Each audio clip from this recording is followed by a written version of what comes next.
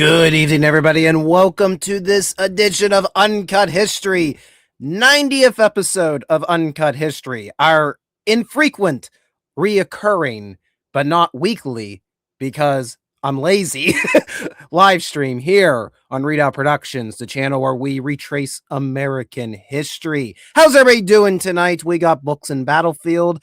How am I doing? Well, you can look at the title of tonight's live stream and you can tell how I'm doing. I got stories to say. Not a fun time here in southwestern Pennsylvania this winter. I am done. I am done with winter. Bring on. Let's just skip for the rest of February, the rest of March. I don't really want to miss St. Patrick's Day, but I will skip it so we go right to April. Maybe I'll take the rain back. Give me the rain. And all the severe thunderstorms will be done with. How are you doing, Ken Wyman? Thank you for tuning in tonight.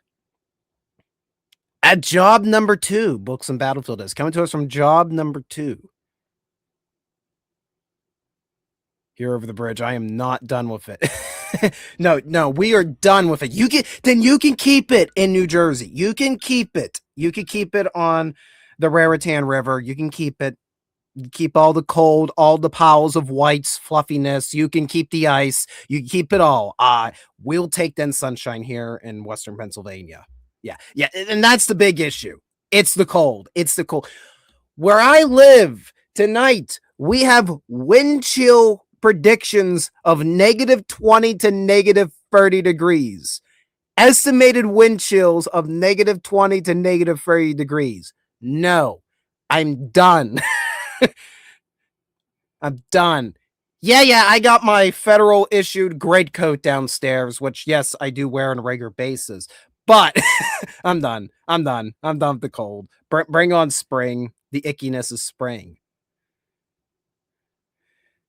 Last time we were streaming, the light was just perfect. This time I got big blinding light bleaching my face white, no matter how I turn it.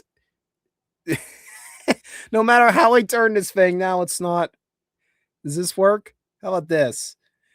This is what you tune in for. The tune in to me playing with my, $7 LED desk light. That didn't help at all.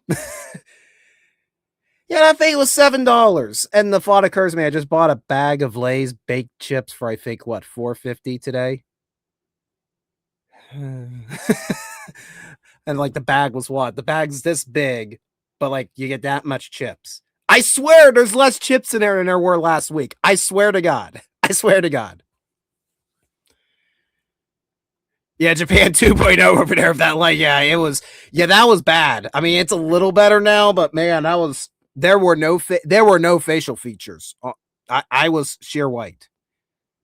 Yeah, I don't know why you're doing that tonight, Light.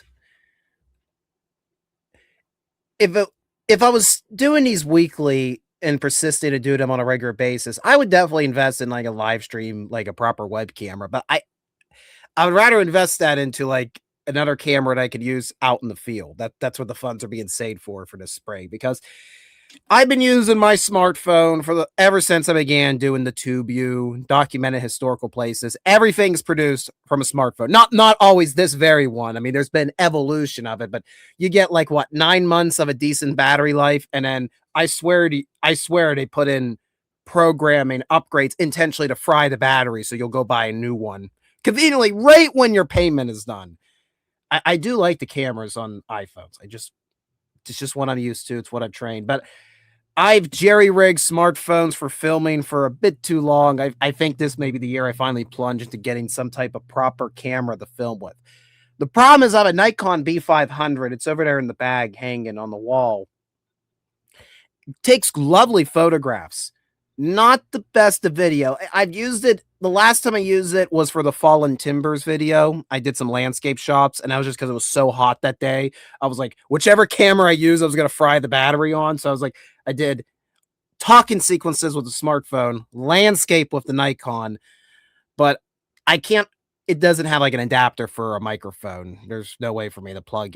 Even the adapter I have in case I get a camera one day just doesn't work. You do what you gotta do with no sim. Put a face cloth over it. I could put my hat over the light. I can do that. You can look at my lovely background. It's well lit now. You can admire it. You can admire the shelf, the beauty of the shelf. You know, we got that. That's just a terrible way to demonstrate the shelf. Let's just look over here. You know, we got Teddy over here. We got the Constitution. We got Common Sense. A biography from the 1890s about Sherman. A photograph of two ancestors from the American Civil War. Genuine photograph. It's totally not me and my father in a photograph. I've got an owl, a Zippo, my grandfather's miner's helmet, Pomni, the marketable plushie, Holo, the wise wolf. It just gets weebier and weebier the higher we go on the shelf, you know. This is what you come for, right? Mike, I told everybody what tonight was gonna be. I told you it was the Cabin Fever stream. I need to talk. I need to interact, even if it's just text of other people. I've been cooped up indoors for far too long. Far too long. It's like if I put my hand there and then it's just no. Maybe if I put my hand back here, maybe it'll like apparently I have too much light. I went from no light to what happens if I turn this guy off? Does that help? No. Oh boy. I promise we have subjects tonight. I wasn't just gonna come on and ramble for an hour as much as everybody probably would want that.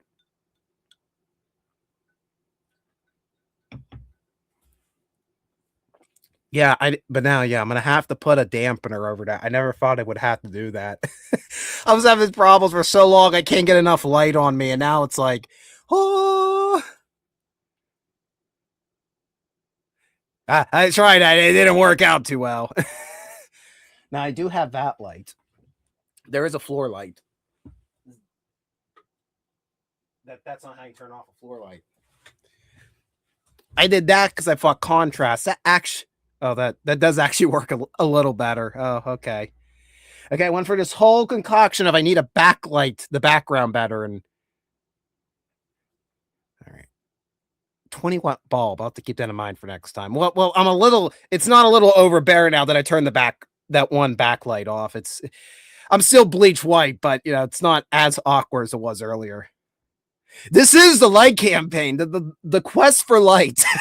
I did not expect this ever to start. Well, look, I'm cold and I want to be warm. Okay, so I need all the heat. Oh wait, they're LED. Crap, there's no heat off of them.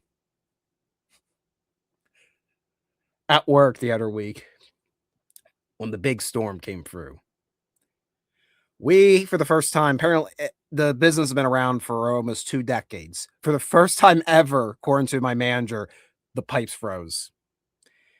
And the problem was we found the source of the problem and we lowered a heat lamp in for the day because initially they said, we'll just go get a light bulb and we'll hang it down there. For the life of us in the whole building, we couldn't find just a generic bulb, like an incandescent bulb. Everything was LED or gave off no heat. And we're just like, oh my God, this shouldn't be this difficult. We have overcomplicated our lives. So eventually we had to go get a proper heat lamp and stuff to unthaw them. Thankfully the pipes didn't burst, but it was just like yeah, because the plumber's like, yeah, you just throw down an incandescent bulb down to by where the pipes are frozen, you know, give it a few hours and then it should be fine. We're like, we don't have an incandescent bulb. We went to Dollar General. There were no incandescent bulbs. I guess everybody else were having the same problem. Like a pool noodle. Yeah.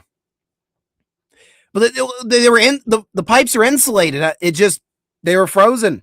It was just that bad out here from the wind chill we're getting. Nothing was stopping it. Oh boy. Speaking of how shitty this winter's been.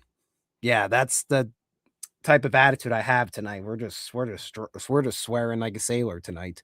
It kind of fits the theme. Right now we're in the middle of our trilogy on US naval history. You know, we talked about the Michigan and we talked about the Olympia, and we will be talking about Big J back there. Yeah, I got the battle flag for Big J.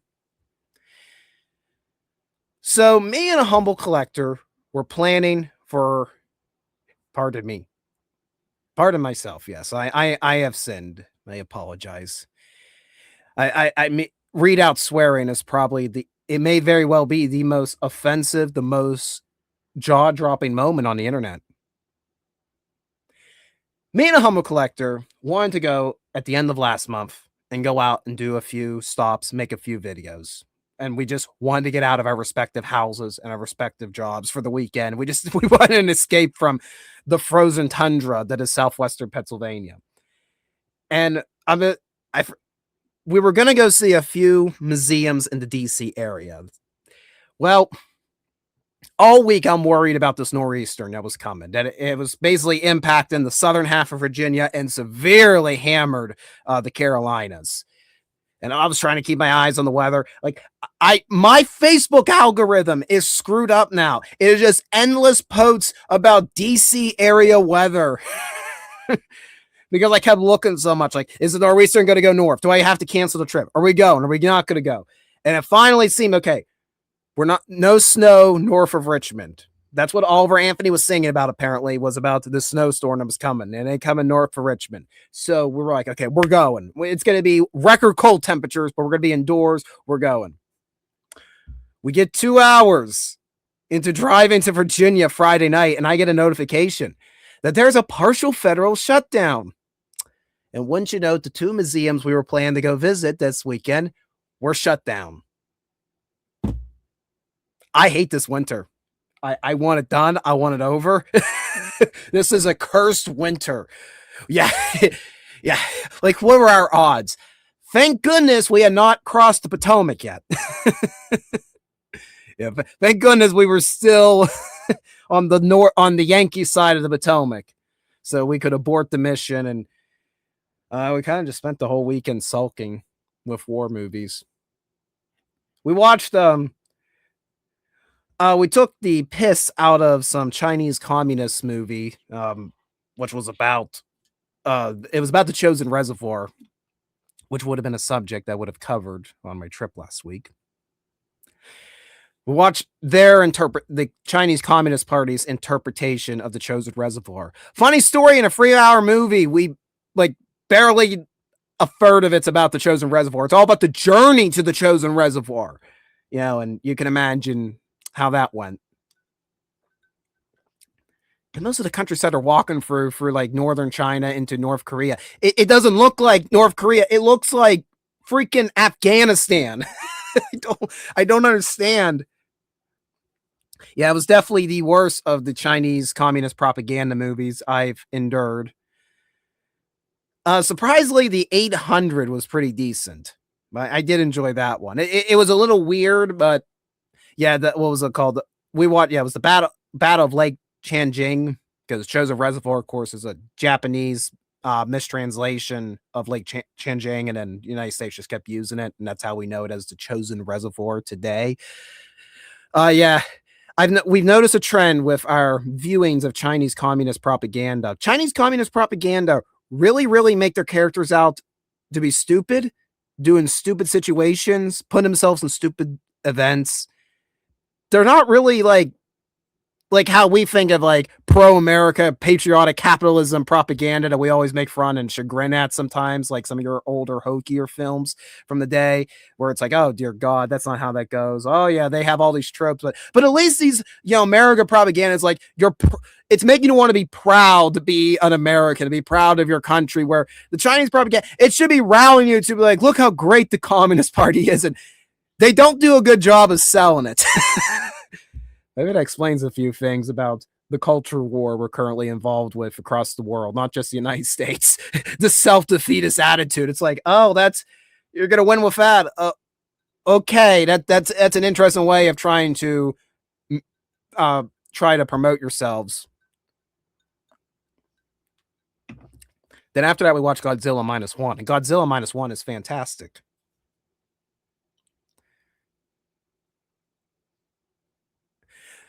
But the good things is you at least had access to the fields, and it wasn't freezing. Where normally I'm pretty good on my trips. I can make lemonade. I can make lemonade out of lemons if there's a situation. I can pivot to something else, or we'll go and just find some historical markers. There was nothing I could do last weekend. It was record negative temperatures in the DC metro area. There was no backup. The museums are closed. Crap. Everything we wanted to do is closed. All right. That was the first time I've ever straight up had to abort a trip. I've had to modify trips. I've had to cancel them early, called in a day early, but that was the first time where I was like, abort. You were experiencing your own version of the Chinese Communist propaganda film, The Battle of Lake Changjing. It's not about the actual battle. It's about the journey to it. Yeah, it is. Yeah. Godzilla -1 is Chef's Kid. It does indeed. I mean, well, a healthy dose of pride. There is an unhealthy dose. You need to be. You need to take pride in your work. You don't need to be self-deprecating all the time. You need to look back and remark, man. The journey was really a long way to get here. But you also need to be humble, especially you're going to make mistakes. That's the whole kind of the point of history is talking about. Well, that person royally messed up. Don't do that again. I remember you saying about that. Yeah, that trip really did just collapse. I remember you giving the post about that. And it's not fun when you get sick. Believe me, I know what it's like to get sick on a trip far from home. Watch the Reading, Pennsylvania World War II air show video I did. Yeah, it's not fun, and I'm still a little haunted by that. And you made the right call too. Yeah, don't push your luck any further. If somebody's falling sick, stuff's shutting down. That's kind of like one of them signs from a higher power. Like you really want to do this, but this weekend had meant to be it, and you just kind of adhere to whatever higher power speaking to you on that.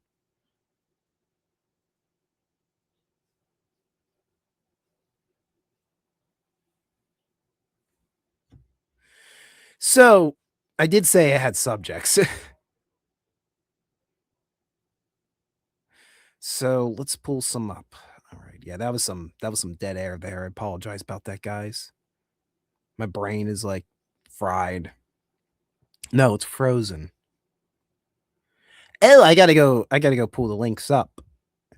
All right. So today is the anniversary of the Battle of Fort Henry, one of two significant Union victories in February of 1862 in northern Tennessee. If I can find the darn link, we'll go to it. I had to go to the folder, and I have a folder on my computer, and I save all the links for all the uncut histories.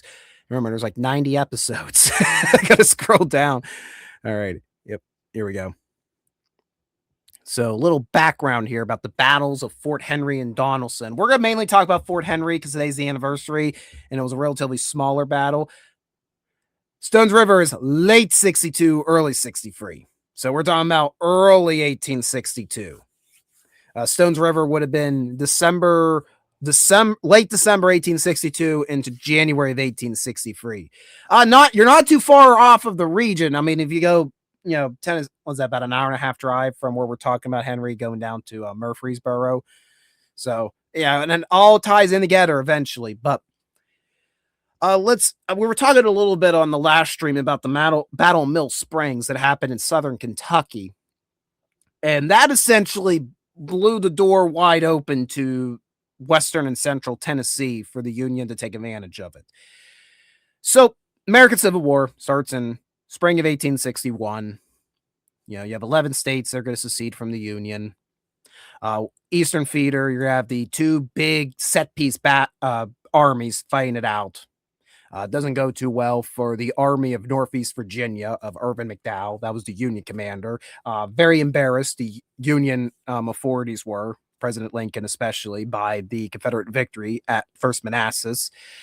Then you're going to have a brutal battle in Missouri, the Battle of Wilson's Creek, which we did an in-depth dive of a few years back. Because now you're mixing in, you've gone from the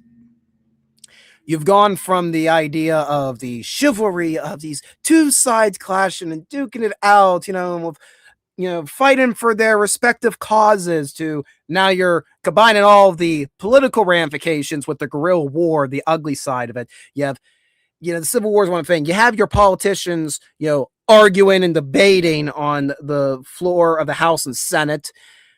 And then you have all these people going out and murdering everybody hundreds of miles away to the west before the war is even declared. And in Missouri, especially in 1861, it kind of all combines together in the ugly Battle of Wilson's Creek. Another Confederate victory, although not as advantageous as First Manassas was. And then throughout late 1861, the Union armies, they're going under some massive rebuilding after these early setbacks. And what's going to emerge out of this, you have a lot of your departments forming. They're going to administrate various armies. And especially what we're talking about here, when you get into Tennessee, the Union trying to move into Tennessee.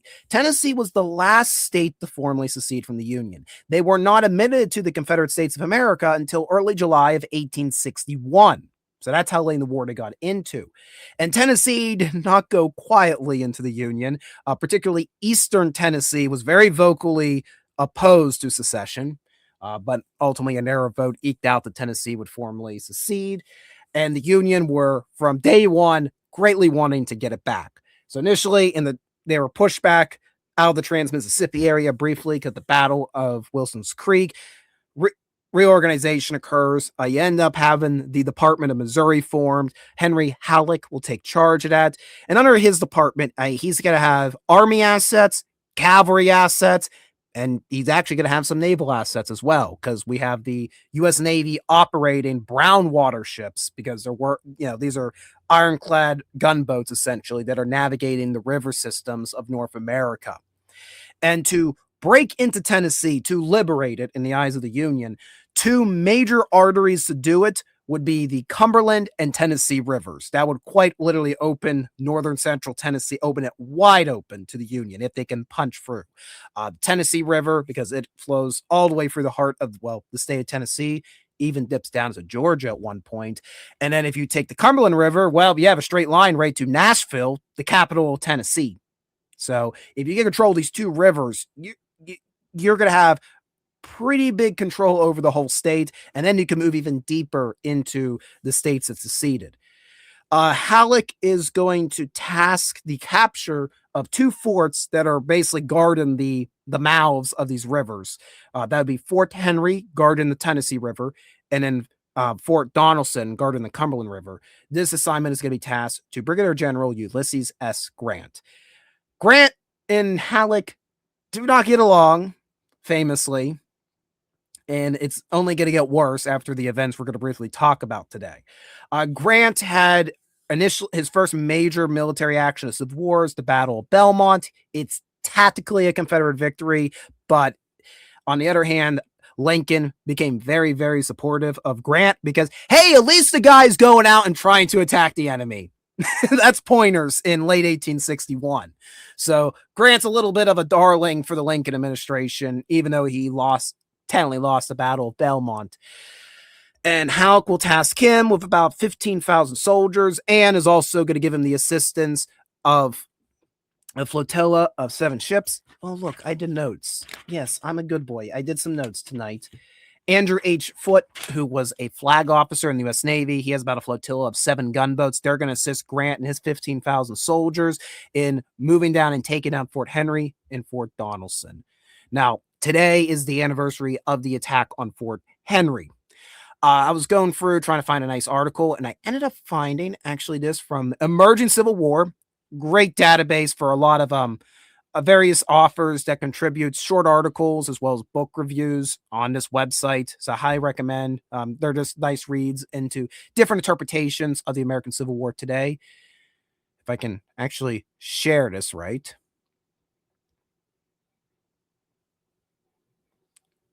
And, we pray to God it works. We pray to the internet gods that it works.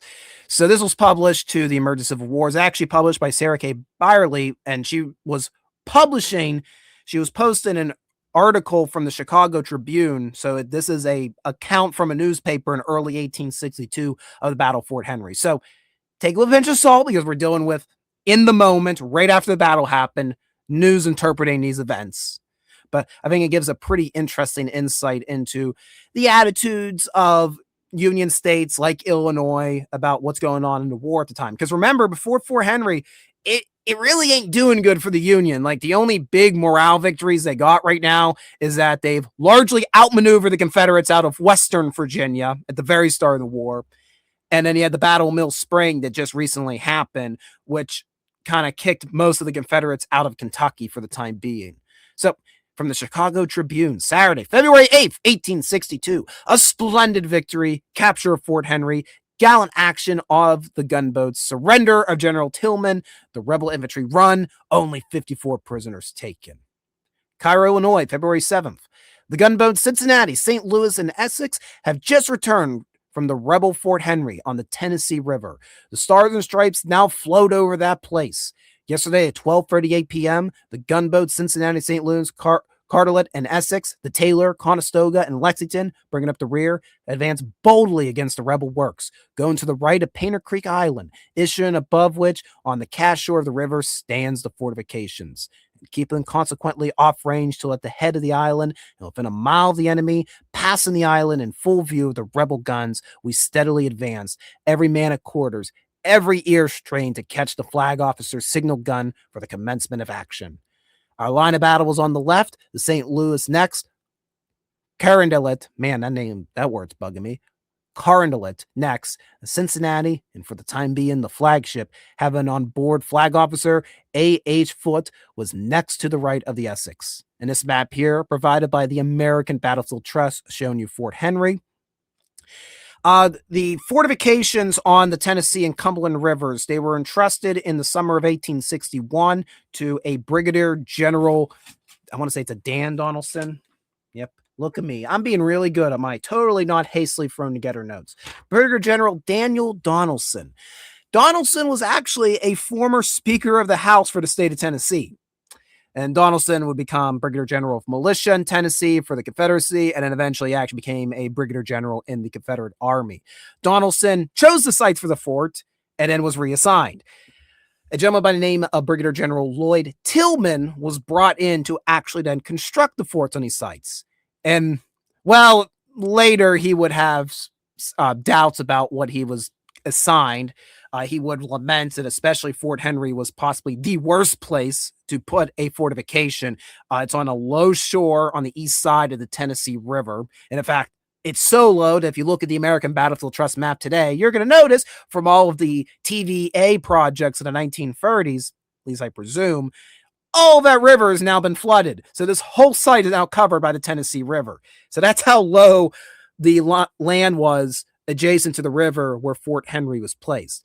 Now, this was not the only fort, and this was very typical. You would have on these river crossings where you fortified, you would have forts on both sides for obvious reasons to catch enemy gunboats in a crossfire. So you had Fort Hyman on the west bank, and then you had Fort Henry on the east bank. And he had about 3,000 guys to defend these two posts, which is, in my opinion, pretty impressive. However, the artillery that he was given appears to not been efficient against any major gunboat attack. And clearly, Tillman knew that this was a terrible position because he basically started to evacuate the fort the moment the Union gunboat showed up. Tillman really just stayed so that he can go, well, technically I held out to my last man, so he can reclaim his honor, and buy time for everybody else to link up with the rest of the Confederate forces in the area at Fort Donelson. We advanced in line, the Cincinnati a boat's length in advance. When at 12:30, the Cincinnati opened the ball, and immediately the three accompanying boats followed suit. The enemy, not backward, gave admirable response, and the fight raged furiously for half an hour. We steadily advanced, receiving and returning the stories of shot and shell, when getting within 300 yards of their works. We came to a stand and poured into them right and left. It was magnificent. The whistling shot, chugs of the skips, and the cheering of our men as our shots took evident effect. In the meantime, the Essex had been disabled and drifted away from the scene of the engagement, leaving the Cincinnati, Carondelet, and St. Louis engaged. And there's a photograph of the Essex. This was the only gunboat to suffer significant damage in the battle. And just kind of pop in quickly, see how the chat's doing.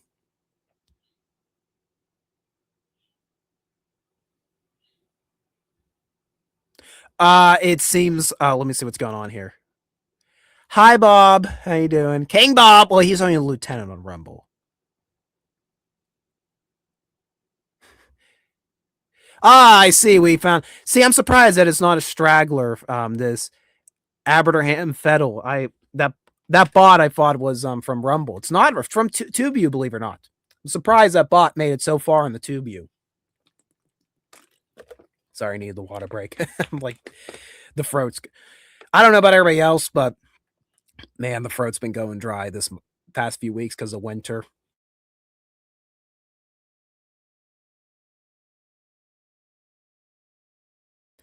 Much better.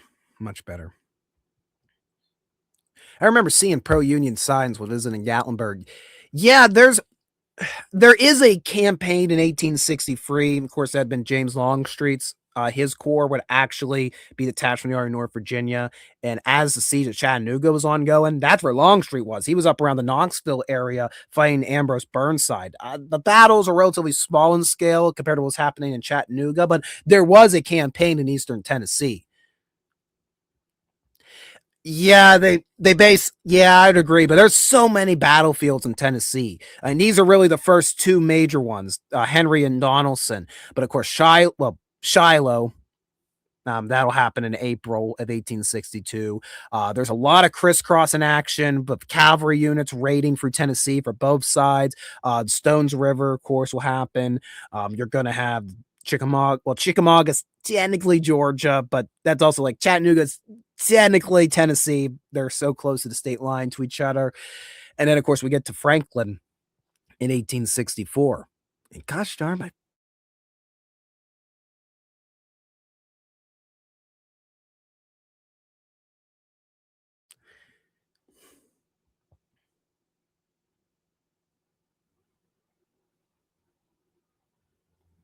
yeah, he was definitely not a McClellan.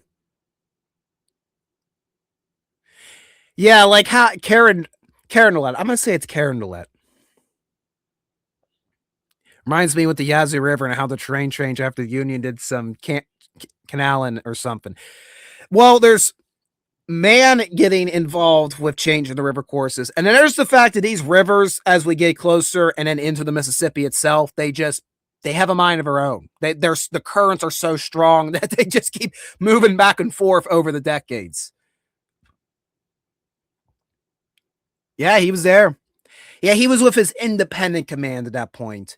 Um, after the drama that unfolded with him in command of the Army of the Potomac, Lincoln accepted his resignation. They did not want to lose Burnside, so he retained him as an independent commander. The Ninth Corps was of an independent command, which led to some interesting issues during the Overland campaign when Grant took command of all Union forces and was breathing down the neck of George Gordon Meade. Hold on one moment. Gotta.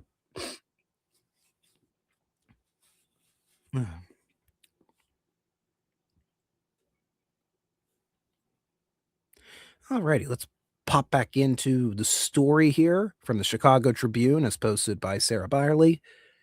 At length, at precisely 1:40, the enemy struck his flag, and such cheering, such wild excitement as seized the throats and arms and caps of the 400 to 500 sailors on the gunboats. Well, imagine it.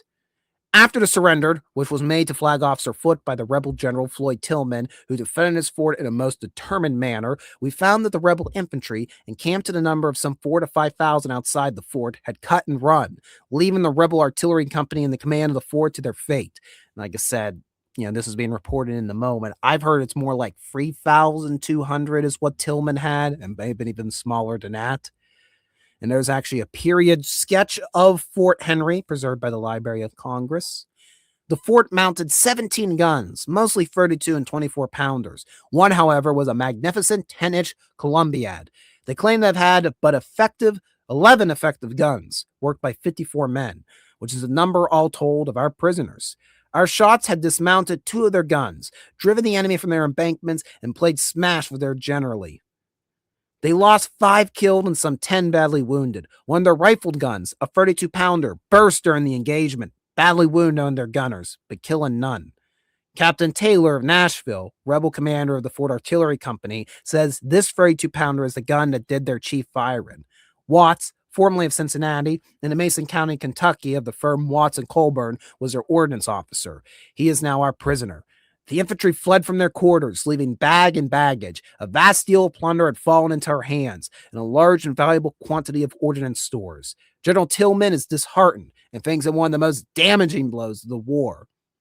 And there's General Tillman, who, interestingly enough, so he's taken prisoner of war. Remember, this is early war, so we're still, taking prisoners, doing formal exchanges, all of that. Tillman would be exchanged back to the Confederacy in late 1862. The exchange was the Union gave up Tillman to the Confederacy. In exchange, the Confederacy gave up Joshua F. Reynolds, who got captured during the Peninsula Campaign. So the famed general of the Union Army that'll one day be killed at Gettysburg. So yeah, Tillman's trade ended up getting Reynolds back in the Union Army. All right, let's see here. In surrendering to our flag officer, the rebel general marked, "I am glad to surrender to you, so gallant an officer." The flag officer Foote replied, "You do perfectly right, sir, in surrendering, but you should have blown my boats out of the water before I would have surrendered to you." And there is Flag Officer Andrew Foote. And unfortunately, both Tillman and Foote would not live through the war. Tillman would end up being killed in action at the Battle of Champion Hill during the Vicksburg campaign in 1863. And then Foote, who actually is one of the first U.S. naval officers to get the rank of Rear Admiral, because there was a new rank at that time, he would die. I believe he died of Bright's disease. I want to say it was 1863 or 64 as well. So they didn't live long after this. Their lives were cut short, even though neither of them were killed in this battle. This is probably the most important battle of their careers. They didn't escape the Civil War. No, I freaking.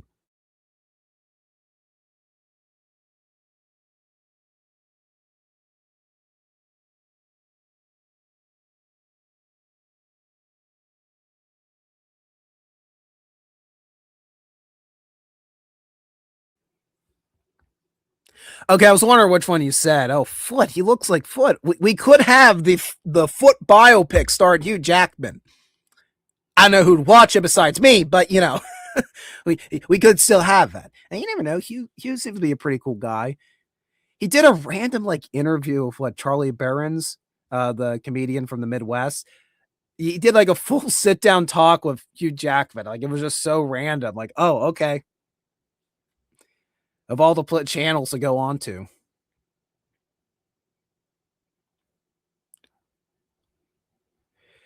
All right, let's finish up here before my throat kills me. The land force under command of General Grant did not arrive at the fort till after the rebels had surrendered, and their army escaped. Our gunboats did splendid fighting. We can make no distinctions. The Cincinnati, however, was in the lead and flying the flag officer's pennant, the chief mark. Flag officer Foote and Captain Stomble crowded her defiantly into the teeth of the enemy's guns. She got 31 shots, some of them coming through her. She expended 110 shots. Pringle Carradence, seaman of Hamilton, was killed outright. William Lakeman, seaman, was badly wounded. Martin Hussey, George Massey, William Curtis, Michael Dalton, and Ian Arley, all seamen, were wounded.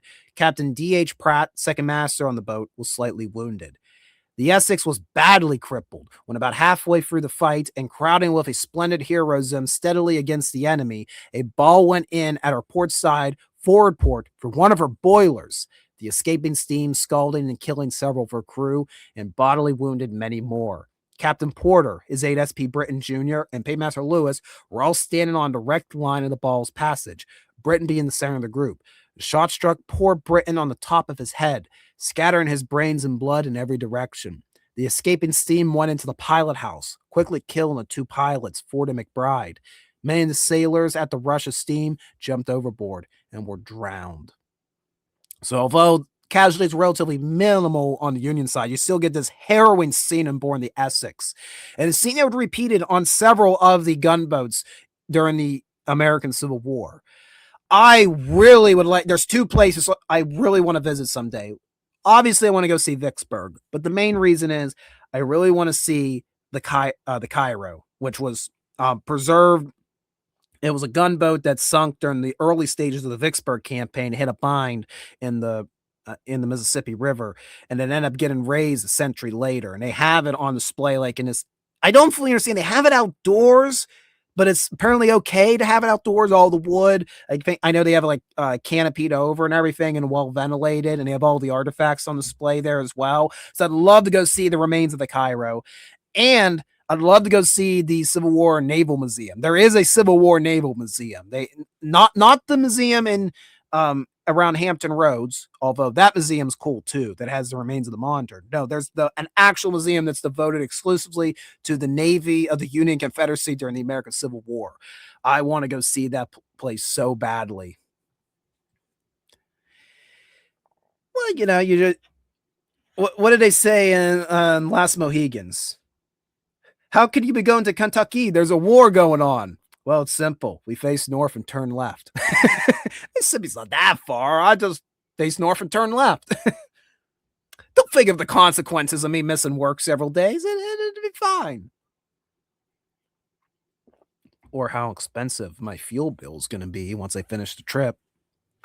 Or praying I don't have any mechanical problems during the trip. Here's the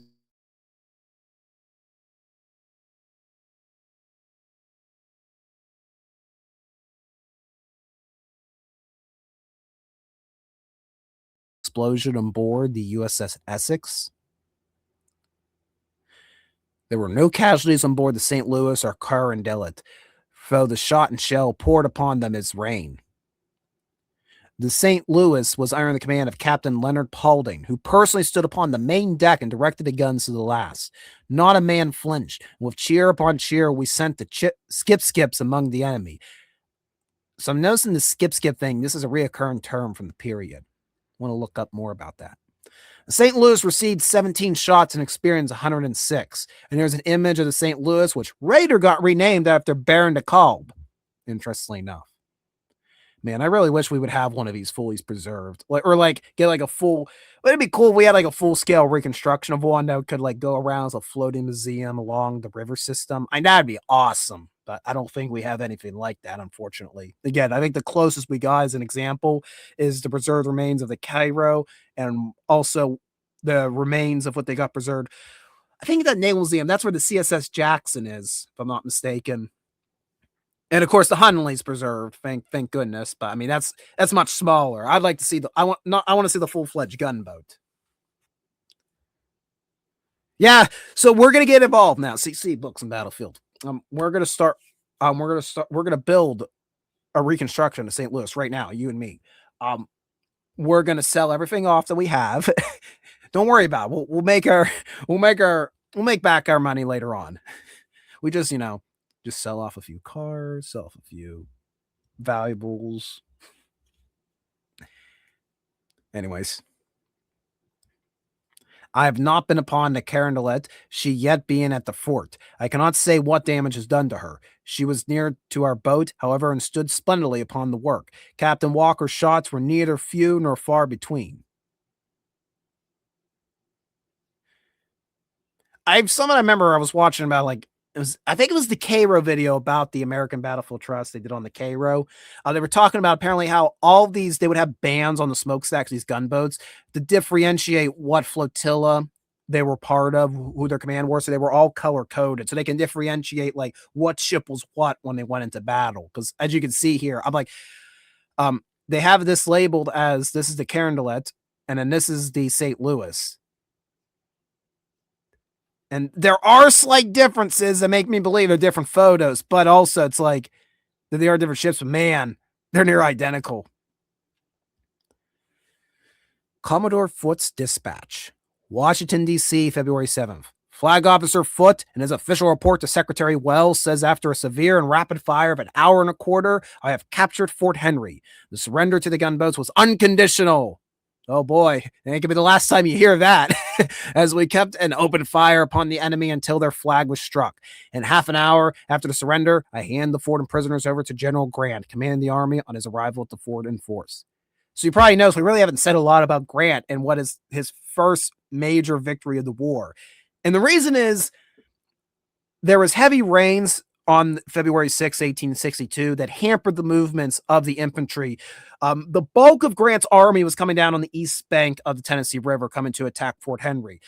Smith had a division over on the west side attacking Fort Hyman, but they were bogged down by the rain that morning. So really, it was up to Foote to try to soften up Fort Henry. And well, he did a little more than just soften it up. He forced its surrender. So most of the fighting was over before Grant actually showed up to Fort Henry directly.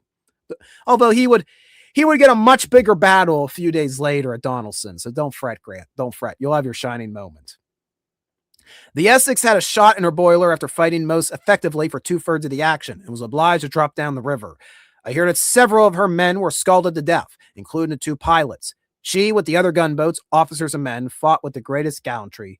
The Cincinnati received 31 shots, had 1 man killed and 8 wounded, 2 seriously. The fort, with 20 guns and 17 mortars, was defended by General Tillman with the most determined gallantry. I will write as soon as possible. I have sent Lieutenant Commander Phillips and free gunboats up after rebel gunboats. And there's an early photo of Ulysses S. Grant in late 1861. Got a very big beard going. He hasn't trimmed it down yet to the one we know him as later with. And then there's several additional accounts from different correspondents. And we can end here with a from one of the illustrated newspapers of the period, showing you Fort Henry, and you can see it's right against the river.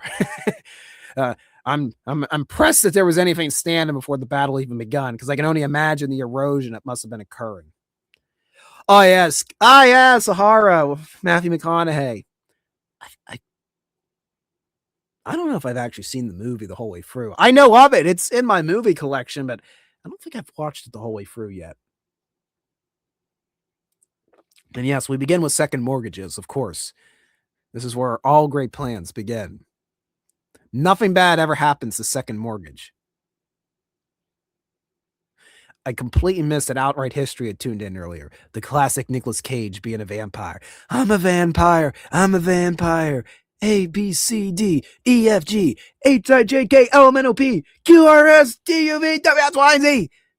I never misfiled anything. Not once. Not one time.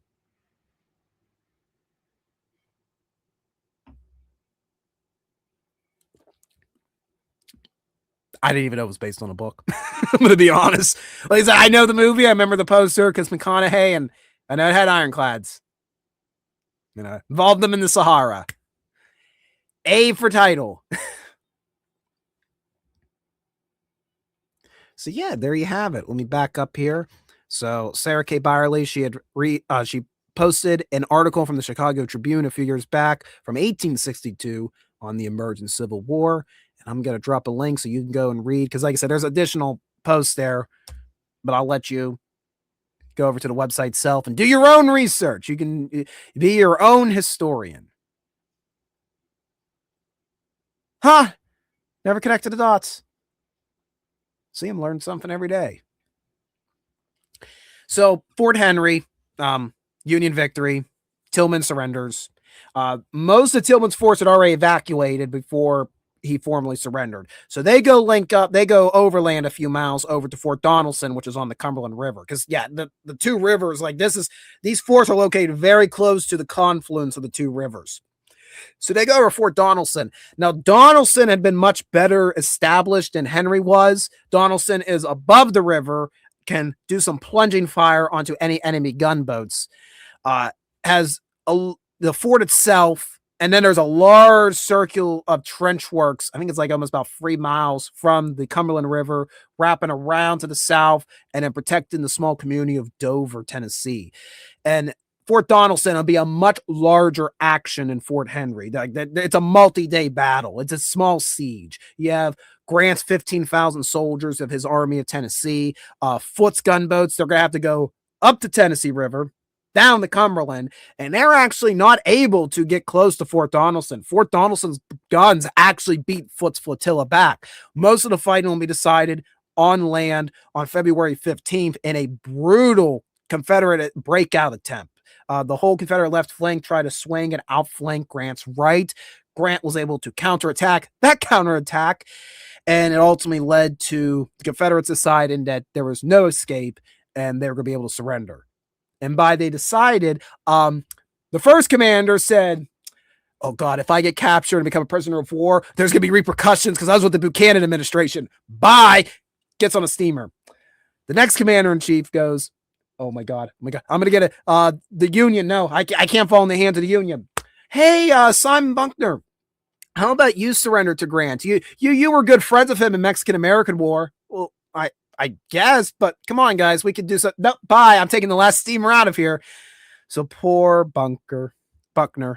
General Buckner would surrender to Grant. And of course, Buckner would initially ask for terms. And that's when Grant famously says, unconditional surrender is the only option.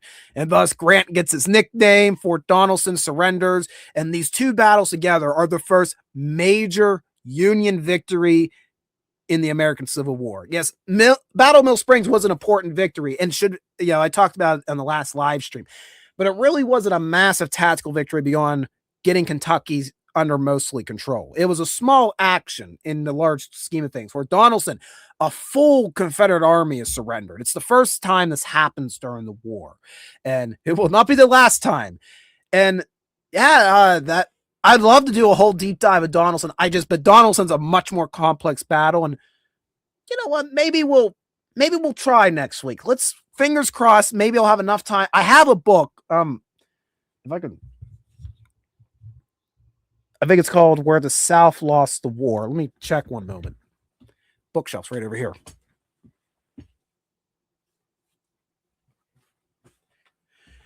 So I guess my worst case scenario plan is, when we get these high winds, they're going to make this -20 wind chill up here. And if I lose power, I guess my last resort is I'm cracking open a book I've been meaning to read for a long time.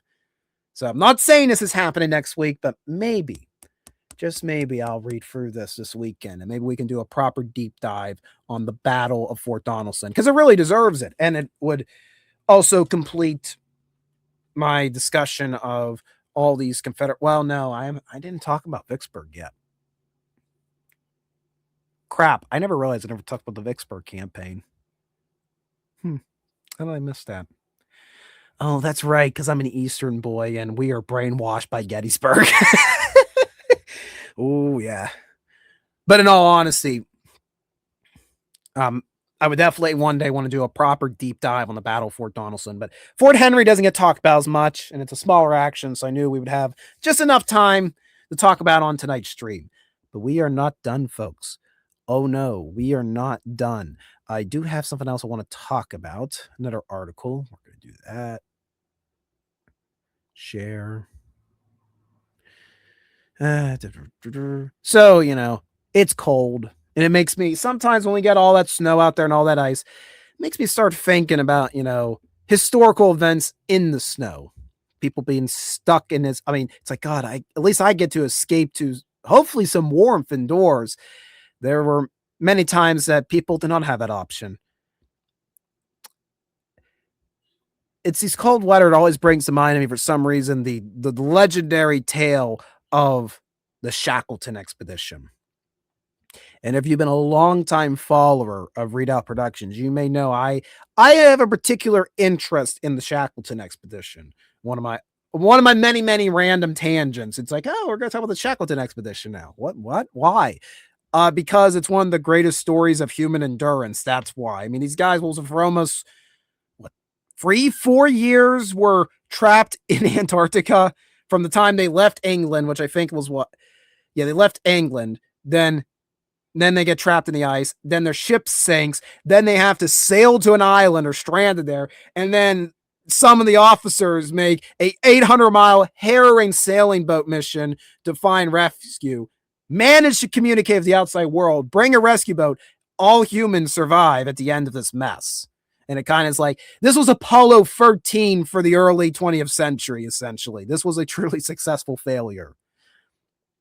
So I wanted to just figured, I always love talking about Shackleton expedition, but want to find a unique way to talk about it. And something that's always fascinated me are the photographs and the video. We have video of this entire event from 1914 for 1917. It's which is incredible to me that we have actual footage. They stitched it into a full documentary in 1919. So this whole heroin event was actually captured in film and in photographs by Frank Hurley. And this is a write-up by Charlotte Ward for History Hit, talking about Frank Hurley and his experiences on the Shackleton expedition. And I mean, his photos are just truly impressed. They're awe-inspiring to look at. They're just, I couldn't imagine volunteering for this. I couldn't imagine this is what I want to do for a measly wage, to go explore the Antarctic and then survive all this. People were just built different back then. Explorer Ernest Shackleton's Imperial Trans-Antarctic Expedition, better known as the Endurance Expedition, launched in the summer of 1914. On January 18, 1915, the Endurance became trapped in the ice of the Weddell Sea. The crew worked and lived on the ice surrounding the ship, trying to carefully navigate Endurance for the ice before it eventually sank, forcing the crew to flee across the ice to safety. Endurance would not be seen again for 107 years until she was discovered in the waters of Antarctica during the Endurance 22 expedition. I actually made a short video, which I've since unlisted. Not that it was bad or anything. You might have been noticing, guys, I'm trying my best to like streamline what people see when they first log on to the channel. I don't want to delete stuff. I just don't want to do that because I feel that's like it's immoral of me. I should not be deleting stuff that I'm not you learn from your mistakes, so you shouldn't delete your mistakes. You can't escape your mistakes. So stuff, videos that I may not be proud of now doesn't mean I should delete them. But on the other hand, I've done a lot of random stuff over the years that may not fit into what my current ambitions are for the channel. So that video was just simply oh my God, this is cool, guys. I had nothing else to fit it for, so I have unlisted it. But it is out there still. And maybe one day we'll resurface. But for now, more about the Shackleton. You do it, you're like, screw it, I'll do it. That's fair. You can join Shackleton. Nobody's going to stop you. You can go freeze your bum off. You could take the cold with you. Among the crew of the Endurance was the Australian photographer Frank Hurley, who documented many aspects of the ill-fated voyage on film and in still photographs. As the negatives were heavy and the crew were marooned waiting for rescue, Hurley had to destroy or discard many of the images he captured. Some of Hurley's negatives survived the treacherous journey home, however. Here are 15 of Hurley's iconic images of the Endurance expedition. There you can see the prow of the ship of the Endurance, and there's Mr. Hurley down below with his film camera. And then these photos were all taken. I mean, this is all ice. This isn't ground they're on. These are huge sheets of ice, which are not too dissimilar from the huge sheets of ice you're going to find on the Parkway today and tomorrow. I'm just kidding, of course. The darkness of Antarctica could be difficult for a ship to navigate in. Lights and ropes were attached to ice mounts to help the ship move through the ice.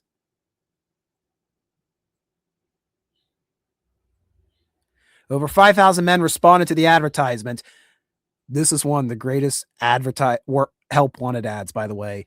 Men wanted for hazardous journey. Low wages, bitter cold, long hours of cold darkness. Safe return, doubtful. Honor and recognition, event of success. 56 were carefully selected and split into two teams of 28. One on the Endurance and one on the Aurora. And there you have Shackleton's crew stranded out on the ice floes of the Weddell Sea.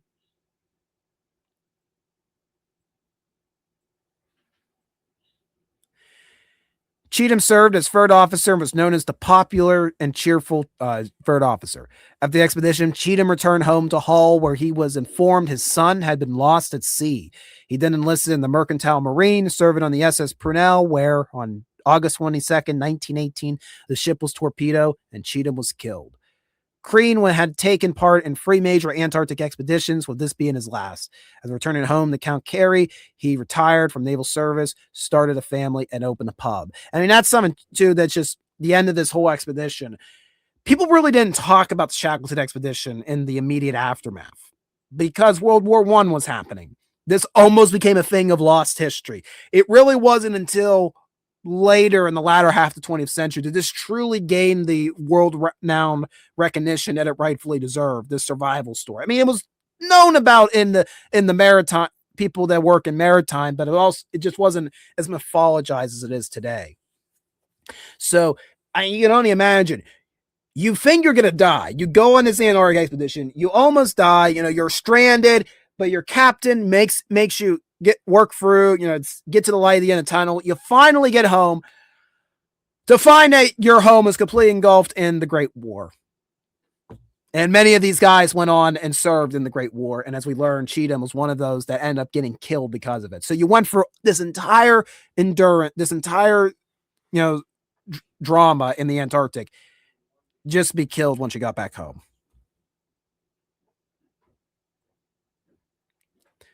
Yes, good boys. The team was not just made up of humans. 100 dogs from Canada accompanied the crew. The dogs were crossbreeds from strong dogs, including wolves, collies, and mastiffs, that would help pull the crew and supplies across the ice. After the crew was left stranded on the ice, the men made the dogs igloos, or dogloos, as they called it, and the men formed incredible close bonds with their dogs. During the expedition, the puppies were born to ensure that the number of dogs was kept high for work. After the Endurance sank and the men became trapped on the ice, they had to make the difficult choice and decided they had to shoot the dogs. Shackleton said that it was the worst job that he had to do throughout the entire expedition, and we felt their loss keenly because there was just unfortunately no way for the men who had hardly any rations. The longer they go without being on the Endurance, the farther they get from civilization. They had to make a very painful decision. It's probably the decision that haunted them the most.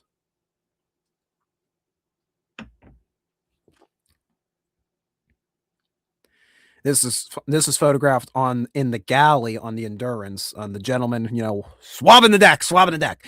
We got from left to right James Wordie, Alfred Cheatham, and Alexander Macklin.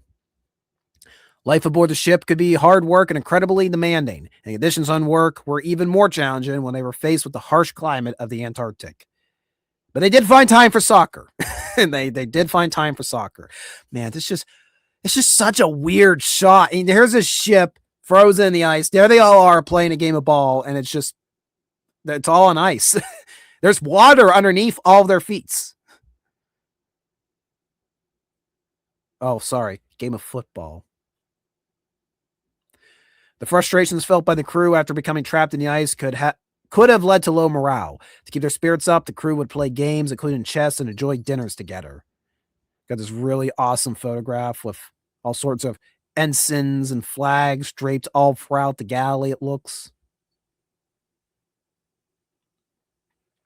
Food was vital to the daily lives of the crew and would occupy their minds. It was important that the men had a hearty meal for energy and warmth to also ensure that supplies were kept to last the entire expedition.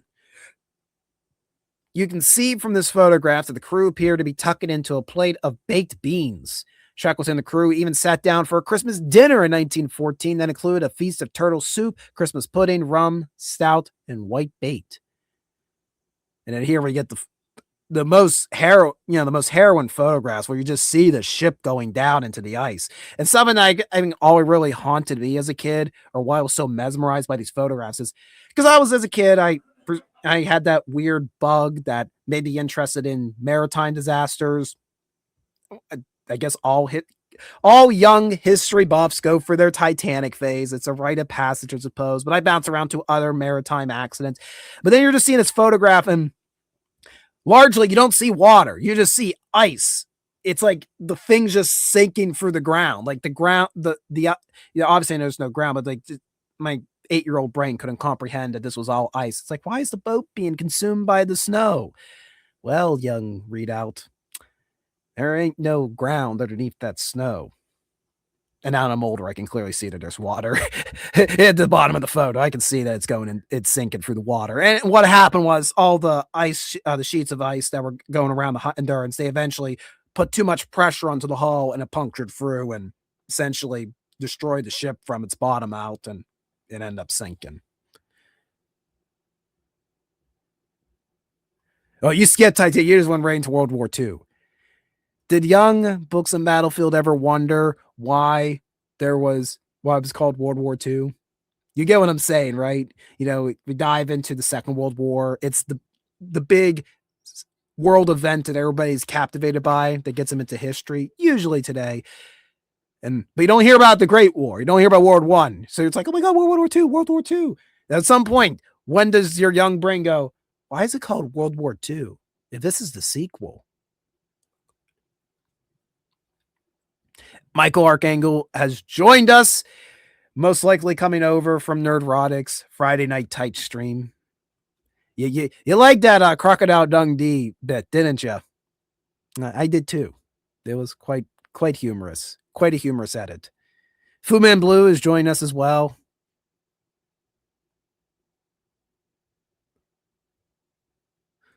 Well, that's good. It was kept in the family. The family was educating and passing down the history. Always the best sources. We're talking right now about the Endurance expedition, the famed Antarctic expedition that was stranded for several years in Antarctica. We're mainly going through the photographs of Frank Hurley, who was the main photographer for the expedition. Speaking of which, there's Mr. Hurley over there just examining. Look how chill he is too. He got the goggles on because you know how blinding the sun can be when it hits the snow. So he got his goggles on. He got a pipe there. He's just watching this whole thing go. What a mess. You gotta have the chill of that guy. We need to be more like Frank Hurley, should we not? Despite their best efforts, the Endurance was eventually crushed by the ice on October 27th, 1915. Remarkably, all members of the crew survived and enough supplies were saved up to set up camps on the ice. And here we see the crew once they reached Elephant Island. They had free cutters that were on board the Endurance, and they would take them. They had for months. They had to paddle once the ice broke in spring. They had to paddle to land, and they end up on the most desolate of landscapes one could find themselves on, Elephant Island. Due to the ice beginning to crack, the crew had to journey to a new location to make camp. After 497 days at sea, in desperate search of land, they landed on Elephant Island April 15th, 1916. Though the island was not their first choice due to its treacherous landscape and inhospitable climate, the men were overjoyed to finally find land. A hut was made on Elephant Island out of the two remaining boats, Starcombe Wilms and Dudley Docker, which shelter 22 men for 4 months. When food began to become scarce, the crew would hunt and eat the wildlife of Antarctica, including seals and penguins. The crew also had to endure ill health and frostbite, as well as not knowing if they would be rescued or they would die before help arrived. And there you can see their makeshift shelters on Elephant Island. 40 men. That's all 4. Oh, sorry. 22 men. 22 men for 40, but still. Shackleton known that if they did not get help, the men would starve, and decided to journey to South Georgia Island in search of help. He was accompanied by 5 members of the crew: Worsley, Crean, McNeish, Vincent, and McCarthy. And there you see the crews prepping the James Caird for the historic row mission that was about to endure. After 4 months, I can't speak. After 4 months, Shackleton returned to his crew on Elephant Island. For courage and determination, all 28 men of the Endurance survived.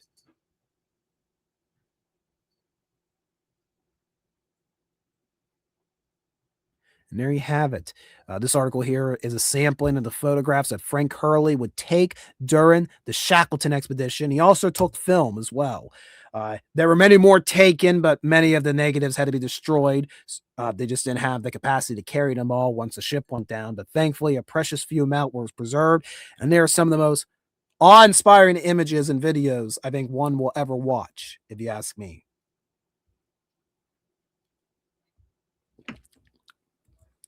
1914 for 1916. So actually during World War I, this British Antarctic expedition got stranded and for multiple years had to survive. First being stuck in the ice on their boat, then the boat sank, then they were living on the ice floats in camps, then the ice melted, so then they had to survive for basically sound like over a year in free rowboats, found land, and then finally Shackleton, the captain of the expedition, he and a small band, they made a 800-mile rowboat journey to South Georgia Island, crossed the 22 miles of the island, finally reached civilization.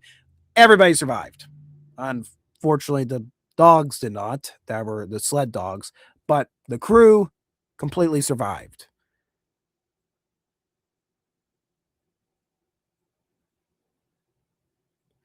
Alrighty. Oh boy.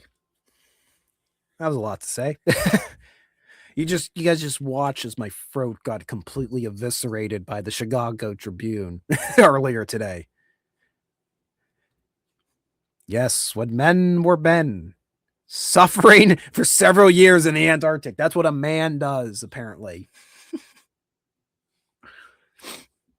You guys missed earlier, those that are tuning now, my rant earlier about Chinese communist propaganda movies.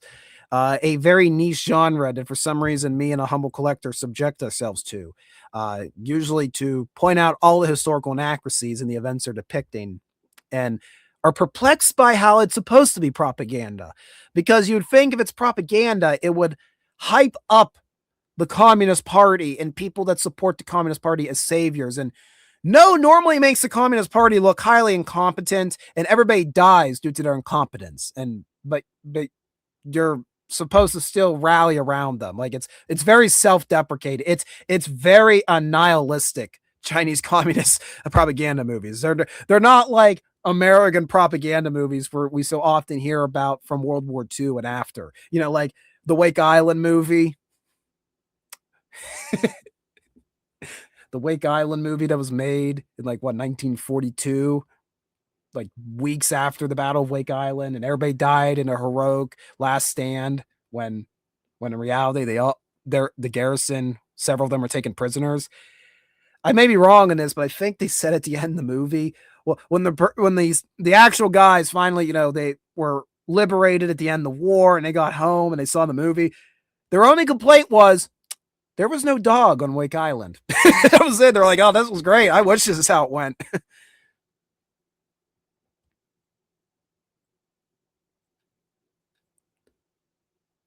Oh, God.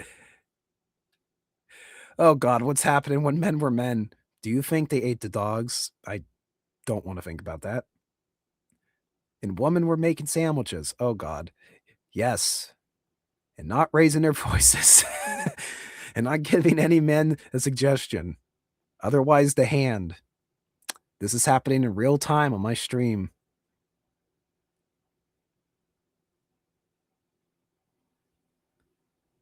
What about January? We're not in January anymore. We're in February. It feels like we are never going to get out of this winter, but still.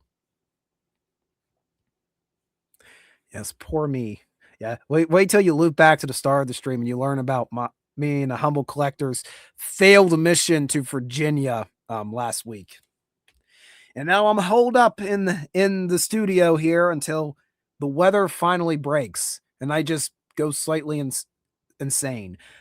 What am I doing to keep myself from going Looney Tunes? I'm currently working on the last of the U.S. Naval History trilogy we're currently doing. So, of course, we started off by talking about the USS Michigan, the first iron-hulled warship, which sadly was not preserved.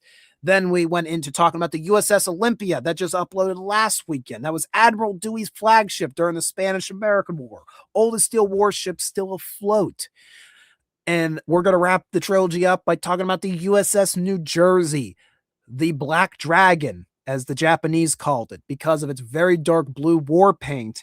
And then imagine that at nighttime, and all you see is flames, and then a 16-inch shell going right through your the hull of your own warship. So we're gonna be talking about the battleship New Jersey. I'm about like I want to say I'm about like a third of the way through the rough editing phase, like laying out the videos. I'm not gonna lie to you guys, this may be the most schizo me and a humble collector have gotten. We were overwhelmed by what we were seeing. There's so much on the New Jersey. It's this massive warship, all this different guns, ranging from the 20 millimeter auto cannons up to the 16-inch main batteries. And then there was just going for all the different rooms. It was incredible. It was one of my favorite museums I've ever visited. I was expecting a pretty linear tour since we were doing the self-guided experience. And while it's technically mapped out, we were following the maps. It felt like it felt like we weren't being barred from anything. We could just we got to see the full breadth of the ship from boiler room to bridge. And now I have to figure out what I'm going to put in the video and what I'm going to leave on the cutting room floor because after showing you so much stuff, you're going to kind of get numb to it. I fear because it's like, look at this cool stuff. Look at that cool stuff. So I got to be very selective what we show. We were already there. Yeah, we did it the same day we did the Olympia. This stuff was all filmed on the Olympia, New Jersey was filmed over a weekend in October. So, when the weather was nice. So that's going to be the next episode of Retracing History. That'll come out hopefully in the next 2 weeks. Obviously the Garrison. Sorry guys, my nose running. I'm sorry. It's winter. So the Garrison obviously gets first dibs to watch that video. I'm trying to make sure the Garrison always gets early access to every video now. So I may end up finishing a video, but don't be shocked you don't see it for another week. Garrison members, they deserve I'm trying to give them as many benefits. I'm not the best at trying to keep up with the membership benefits. At the very least, I make sure they always get first dibs to watch a video and make it actually worth their while because I greatly appreciate the support they give to this channel and keeping me on the road retracing history. So that'll be coming out. There will be, I think, a couple railroad videos. Then after that, but like I said, my original plan to go to Virginia was completely thwarted. Surprisingly, not by the weather, but by our esteemed government officials. So I gotta wait till the weather breaks before I can go out to film anything else. I got a couple railroad things I had already filmed earlier, but I don't know when those will come out. And then hopefully be in spring and hopefully I can go outdoors again and do stuff. I'm currently working on a research project right now for a video one day. It'll be about another local cemetery with a lot of Revolutionary War veterans. So I enjoy doing that trip to Union Cemetery. So we're going to try to do another local cemetery, talk about the Rev War veterans there. And I think that'll be a reoccurring subject throughout this year since it is the 250th. I'll be visiting local grave sites, local cemeteries in southwestern Pennsylvania that have Revolutionary War veterans buried there. So keep an eye out for that. More of that will be coming out in the future. I'd love to go right now to do it, but again, -20 to -30 wind chill factor reported out there. Not going out in that. Sorry, guys. I won't do that. I want to go back out to that region. I want to go to Fort Delaware. I've heard a lot of good things about it from the National Guard Pennsylvania History Project, who we had a long time ago as a guest here on the live stream. And I actually want to finally get out to go to one of their events and get them on camera, maybe do a video of them about the Pennsylvania National Guard and its legacy. So I know they do stuff at Fort Delaware, and I think they do stuff in Fort Mott as well. So I'd love to get out to that region to see that stuff. Oh, I'm not done with the what do you want to call it, the Philly area, but also including New Jersey and the actual state of Delaware. Oh, I have more stuff I want to go out and see. I'd love to go see the American Revolution Museum in Philadelphia. We walked past it in October when we were in Philly filming all this other stuff. We just didn't have the time. It was like, look, we're gonna need at least like 2.5 hours. I know how I am in a museum. I'm like, and that is a 3-hour tour. Well, it says you can do it in about an hour. No, I'm gonna need 3 hours. We're gonna do Fort Mercer someday. It was actually on the docket. The reason we didn't do Fort Mercer in October when we did our blitz in Philly, because we were on the New Jersey all day. That's the honest truth. That's how long we were on the battleship New Jersey. We literally were like, what do you mean this is a pit stop? This is the stop. Yeah, no, we stop and read everything. Yes. And gawk and awe at the artifacts. I have not. I probably should put it on my bucket list. I had when I went to Valley Forge. There's a book that I actually have read, and it's a little on the analytical side, but I still enjoyed it nevertheless.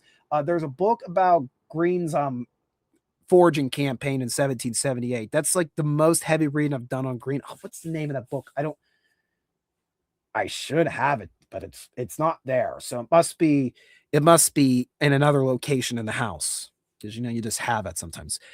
I'll pivot over as far as the camera let me. I was working on this is part of the book collection.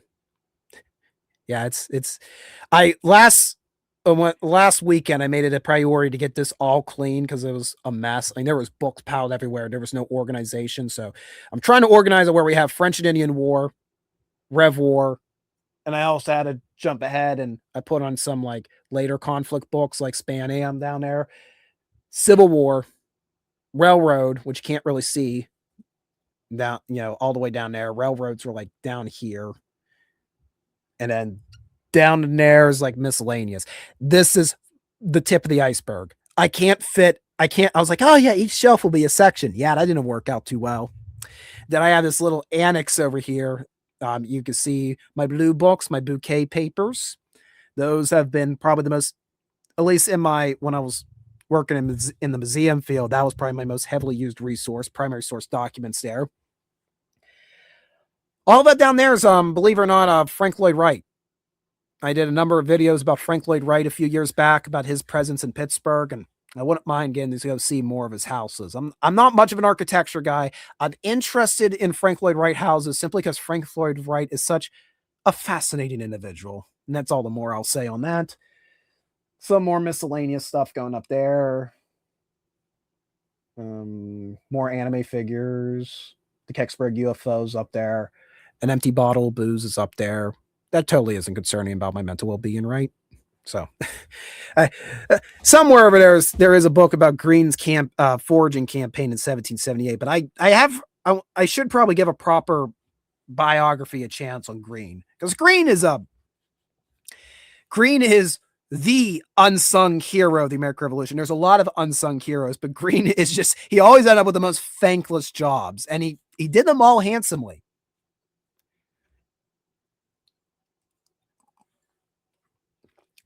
And my problem is I got to have more discipline. I got to have more discipline in what I research, because I bounce all over the place. Like I said, I got folders all over the place just for, got to make a new folder for this because I'll probably get sidetracked here in a couple days. That's no, that's not a squirrel. That is the evil one. We call her the evil one. She's one of free. She's the evil one. Right before we started streaming, we almost had a battle between Fred and the evil one over here, and wherever I'm pointing off camera here. Thankfully, did not come to blows, because then you would have had to see me break up a cat fight live on camera. Would not have been fun.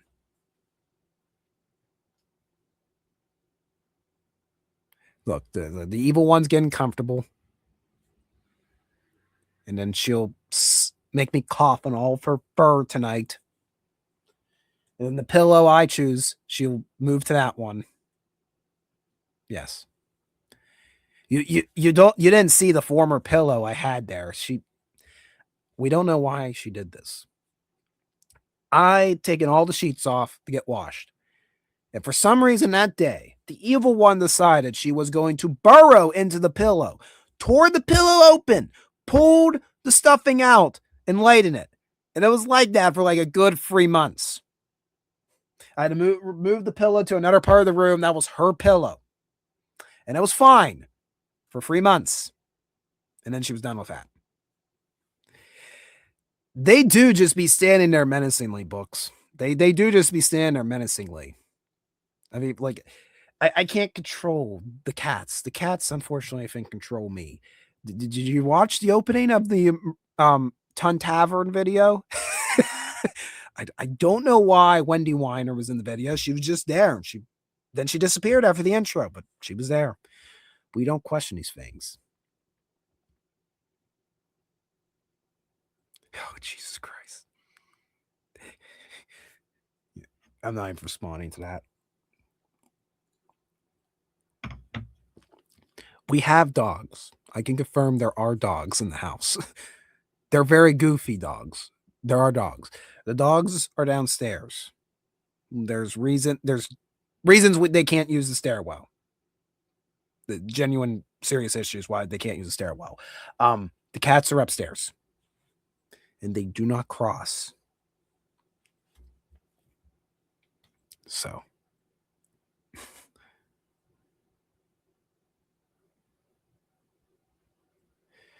your problem is maps. What do you mean by your problem is I love maps. I should have been a navigator or something like that. I can get pretty into maps pretty quickly. You got to see like how I plan out. I got trips pretty tightly planned out. I'm not like really strict on when I coordinate trips and try to gauge like mileage and how long it's gonna take everything. I try to always give myself breathing room, but man, I have it pretty well laid out with breathing room included. I'm starting to scare myself how accurate I'm on time for my trips. Can't be accurate for anything during the average work day, but oh, we're going to this site, we're going to be here this time and that time, and it'll be all fine. He was a mad genius indeed. That you're not even lying. That bookcase is straining. The back of the bookcase is actually bulged backwards. When I was cleaning them up, I'm like, oh, I didn't know this happened. And yeah, one of the shelves is creaking. Yeah, it's gonna go one night. Hopefully nobody's there when it breaks. Your Mansfield request. What Mansfield request? What's your Mansfield request? Mansfield, like Joseph Mansfield, 12th Corps commander. Oh, let's get to that trip to Mansfield. Oh, that trip. Oh, yes, we do need to do that trip sometime. Yes, you can stay the night. Yes, we'll stay the night in Shawshank Redemption. Yes. I have a shirt for it too, which is funny. I've never been there, but I have a shirt for the Mansfield correctional facility. That'd be a really cool place. Oh, I've heard talking about the camera. I was like, what do you mean? What, we can pan up, but you can just look at the ceiling, look at the ceiling fan, which always causes complications with trying to film.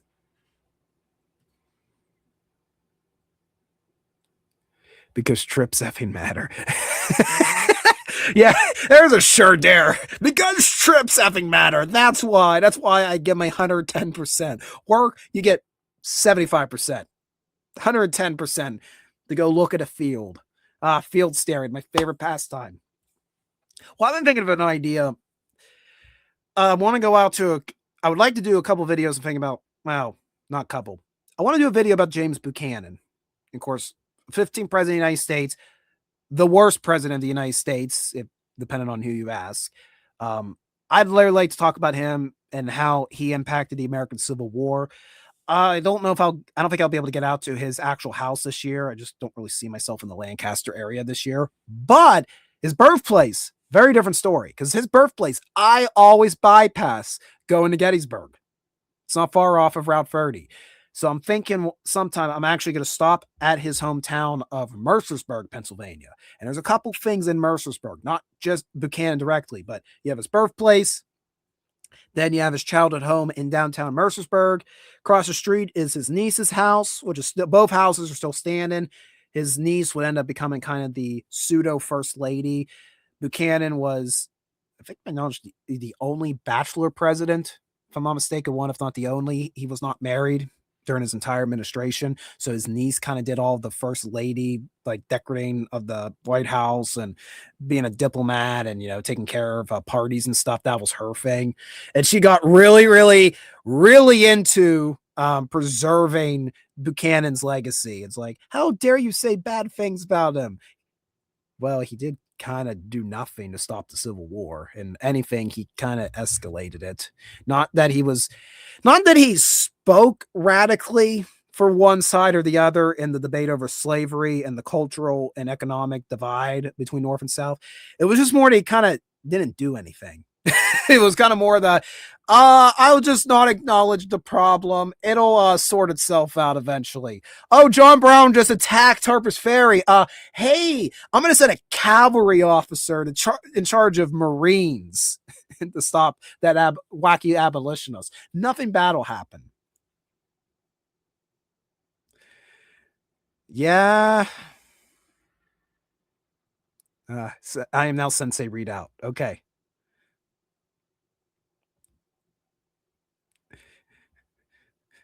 My chat is of two kinds. Those that are students of history and those that want to drive me insane. Both are good. Both keep me on my toes.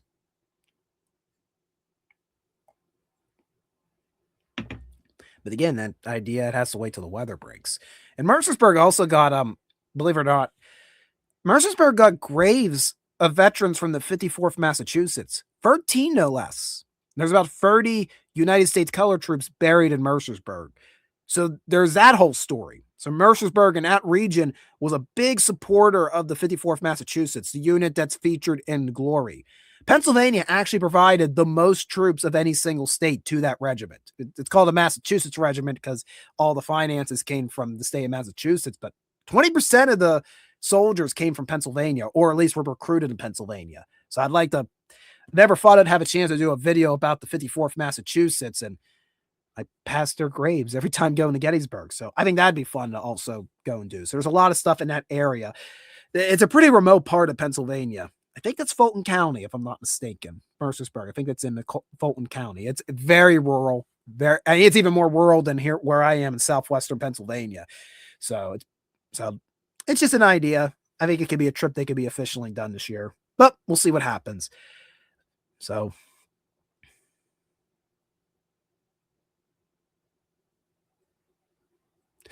you don't know what you mean. What do you mean you don't know? You mean you don't understand? What do you mean don't understand messing up the chat? There's no way to mess. The only way you mess up the chat is if you're a bot and you come in and just spout gibberish. That's really the only way you can mess up a chat in YouTube, in my opinion. But with that, guys, I am going to start winding down for the night. So before we wrap up, there's some house cleaning we got to do. First things first, hit the like button. You hit the like button. It lets the TubeU algorithm know you do want to be edumericated through social media. You don't want your brain to rot by viewing social media. You want to be edumericated. So hit the like button. It helps me out, helps all history content creators out by doing that.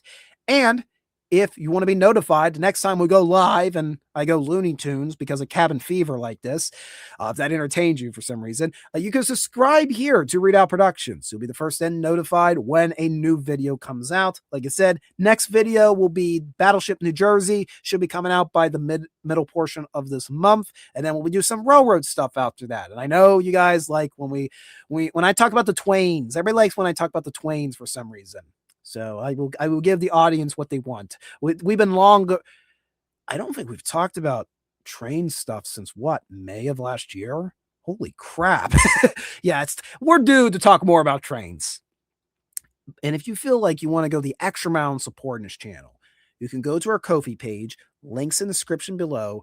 Small monthly fee makes you a member of The Garrison, our membership program, which are granted early access to videos, select access to scripts to these videos, and some behind the scenes footage and goodies like deleted scenes. There's deleted scenes, believe it or not, from the Unity Cemetery Rev War grave video. There were a few stuff I actually missed in editing. I forgot to post them. So Garrison members can enjoy that. So, and before I leave, we do have a $2 super chat. Where is the $2 super chat? I gotta find. I got video clips here, and I gotta use them. There we go. And you know what? I haven't played this one in a while. Hi, man. What are you doing? I'm drinking wine and eating cheese and catching some rays, you know. I enjoyed that. I enjoyed that clip. Yeah, David Gilmour is singing it. This membership is better than Captain's. Oh, I do have a question before I leave, and you can post it in the comments later on once I bug out. Do you guys feel I should move the membership program from Ko-fi to a YouTube membership? I've been keeping it as Ko-fi. I feel it's more secure of a system for both parties, for myself and the members. I also like having things in different compartments, not that it's all in one vertical shaft. So, I have YouTube where I mainly post videos. I use Rumble for early access videos, and it's also as a hard backup in case YouTube, the channel, for one reason dies. I have all the Rumble archive. I just have to flip the switch and get it running. But for the time being, I post all exclusive stuff for the Garrison to Rumble. And then there's Ko-fi itself, which is kind of the dashboard to access for members all the bonuses of being a member. Should I move it to YouTube membership? Should I keep Ko-fi but still create a YouTube membership? Should I do something different for YouTube members from Ko-fi? I've been deciding. I feel like I should dabble with YouTube membership because I know it'd be a bit more convenient, but I want to keep Ko-fi. I fully want to keep Ko-fi just because it's separate. So tell me what you guys think. Whichever one takes less money. Ko-fi takes less money. I know that fully. That's the reason I use Ko-fi partly, because Ko-fi's a pretty good system. It basically the dashboard. I mean, you get your PayPal, you get your Stripe accounts, how the financials are broken down. They're not handling the money directly. It's just more of a screen. It's an extra layer before you go into the actual banking. But yeah, Ko-fi, you do get more than what YouTube does. But on the other hand, I know there may be people that are on YouTube more, and maybe we could do some membership things for YouTube. I don't know. I want to give more bonuses to the members. I have so much going on. There's making the videos, then there's posting the videos, then there's promoting the videos, then there's researching for the next video. And there's the fact that this is for fun, and this is not my day job. And there's the day job, only 24 hours in a day, and 8 of it spent sleeping. I think you spent it more like what? Sleeping for 16 hours, Evil One? You're lucky. Oh, and if you care to know, Fred the Sped is off the camera. Yes, you notice how Fred gets credit in my videos and not the Evil One. There's a reason. If that's a song.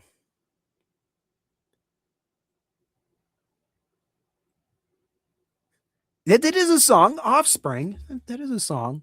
Yeah. Yeah, that's a song.